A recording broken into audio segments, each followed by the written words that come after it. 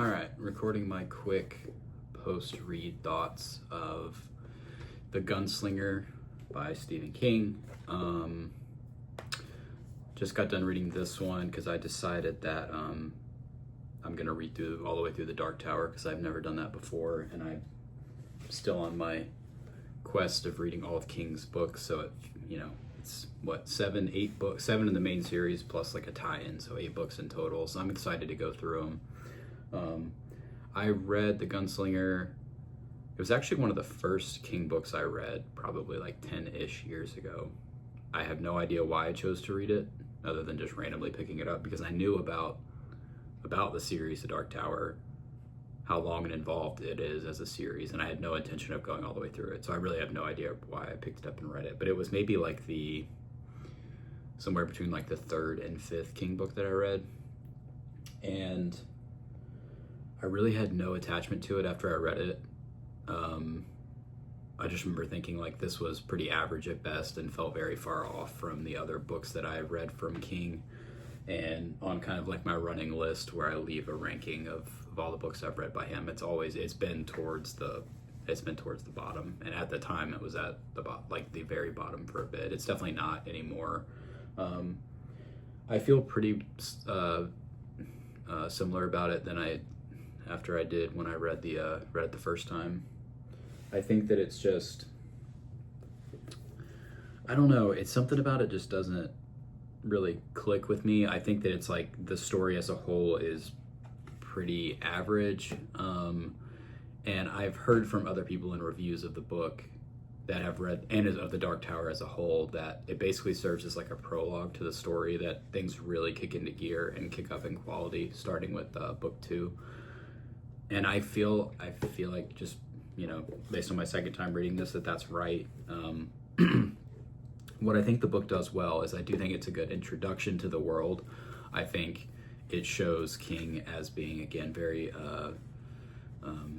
diversified as a writer, because it's obviously very heavy fantasy tropes in this, and I think he does a really good job of introducing the world without being like, there's a lot of like, there's separate languages in this book. Obviously it like exists in its own kind of universe, but he doesn't like beat you over the head and like over explain what things are. He kind of just like lets the new terms and things that are obviously foreign to you as the reader, you have to kind of interpret it and figure it out. And I like that he lets you do that as a reader, and he's not just like spilling it all out to the point where it makes it boring or cumbersome to read. So I do think that that's good, and that kind of helps it from an imaginative perspective.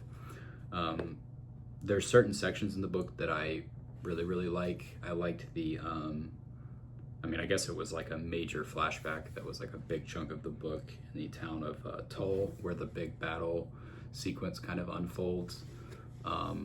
Probably is my favorite part of the book.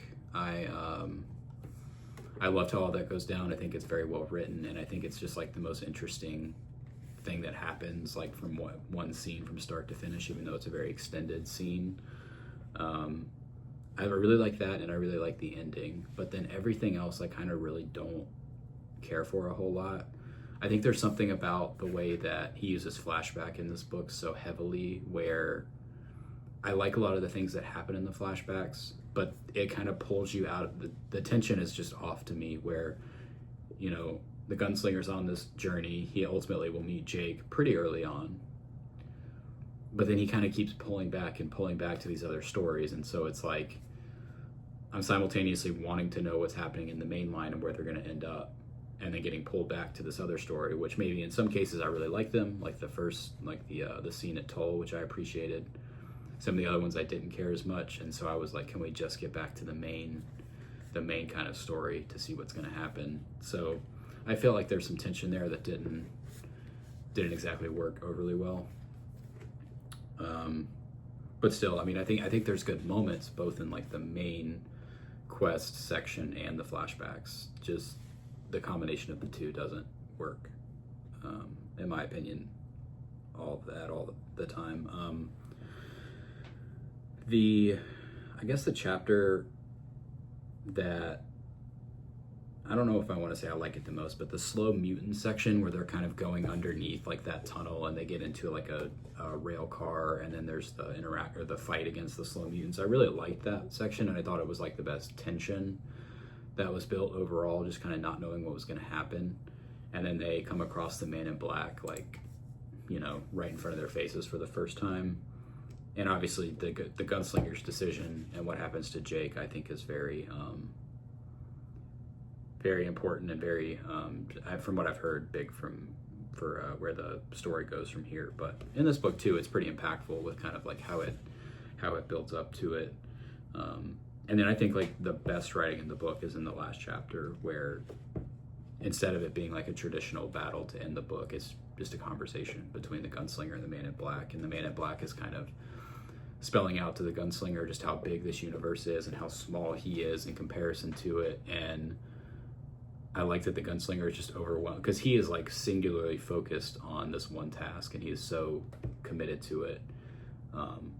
And so him having to kind of think through what this means in terms of that and what it means for the world and the differences with how he's perceived it up until this point, I think is excellent. And King's writing about when the Man in Black is describing like a universe as small as a blade of grass, and how just like an infinite number of possibilities in universes, and how just like infinitesimally small the Gunslinger is in comparison to all of it. I just thought that the way that it was written and the way that it was put down was really, really good. There were a lot of sections that I came back to and just really, really liked it. So, and I think that the little hints that we get throughout the story about like what's going on in the broader world, like Roland doesn't really get, I think, a lot of the because Jake is from Earth, you know, like our Earth. Roland doesn't really understand a lot of what he's talking about. I don't think he understands that there is like this is about to get a lot bigger. And so, but he knows that something is wrong because time is slowing down, things are off. And so I like the little hints that we get about what he's doing and what he's looking for. I just think we don't get enough of it throughout the story. So yeah, again, like, I still think it's going to probably, like, when it's all said and done, be in like the bottom quarter of King's books for me. I think I appreciate it a little bit more because there's certain sections that I do think of writing that stand out. Having read a lot more King, just knowing obviously he can write. Obviously he's great at horror. He's done, you know, some other things too. Obviously he does great short stories and novellas, but fantasy, like, you know, and he says in a foreword to this book that he viewed it as a combination of Tolkien's Lord of the Rings and like Leon's trilogy of the Unnamed Man, so the good and the bad and the ugly, with Clint Eastwood. But I think I can see that combination come through, which is cool. But just seeing his imagination and how good a lot of his prose is just, again, it's incredibly impressive. So I like it for that reason. But I think overall, it's, in terms of his book, it feels just a little shallow and like it needs a little bit more. So I think I would give it 3 stars. And I'm going to dive into the second book soon, so I'm excited to see where it goes from here. But I also didn't realize that for what either I had a different edition that didn't include a foreword, or I just didn't read it the first time, but apparently this is it's a revised edition.